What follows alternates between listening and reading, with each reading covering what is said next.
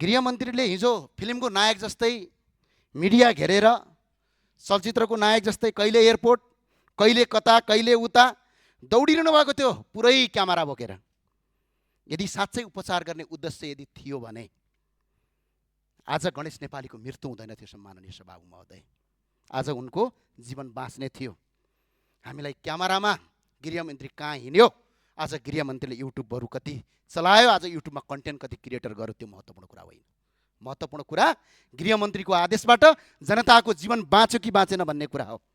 आज सुविधा सम्पन्न अस्पतालमा बेलैमा उपचार गरिदिएको भए, एयर एम्बुलेन्सहरू पुर्याइदिएको भए, त्यो एयरपोर्टमा दौडिनेको सट्टा एउटा प्लेन मात्र एयरपोर्टमा पठाएर दिल्ली जान कति लाग्छ?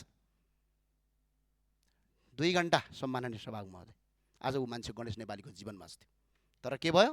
कन्टेन्ट क्रिएटर लाइक भ्युज पाउनका लागि गरिने गतिविधिले त्यो एकछिन त मान्छेले वाह वाह भन्ला, तर गन्तव्यमा यसले घाटा नै गर्छ सम्माननीय सभामुख महोदय। त्यही भएर सम्माननीय सभामुख मार्फत गृहमन्त्रीलाई जिम्मेवारी बन्न, कन्टेन्ट क्रिएटर नबनी देशको वास्तविक गृहमन्त्री बन्न म अनुरोध गर्न चाहन्छु। र गृहमन्त्री र मन्त्रीज्यूहरूलाई सडकमा चटक देखाउने होइन, काम गर्नका लागि आदेश दिने हो। आदेशको पालना भयो कि भनेर त्यसको कार्यान्वयन गर्ने हो। हिजो सडकमा प्रदर्शन गर्नुभन्दा गणेश नेपाललाई राति नै हेलिकप्टर मार्फत उद्धार गरी नेपाल वायुसेना निगमको जहाजबाट एम्बुलेन्सबाट दिल्ली पुर्याइदिएको भए यो अवस्था हुँदैन थियो सम्माननीय सभामुख महोदय। म आज याद दिलाउन चाहन्छु सम्माननीय सभामुख महोदय। प्रतिनिधि सभाको संसदको गेट अगाडि इलामका प्रेम प्रसाद आचार्यले आत्मदाह गर्नुभएको थियो भने आज ठ्याक्कै 1-2 वर्ष 2-3 वर्ष नपुग्दै आज मुहुका गणेश नेपालीले मट्टीतेल छर्किएर आज आत्मदाह गर्नु पर्यो। उनीहरूको पीडा एउटै थियो कि यो देशमा गरेर खान पाऊँ, बसेर गर्न पाऊँ, गरी खान पाऊँ भन्ने हो सम्माननीय सभामुख महोदय।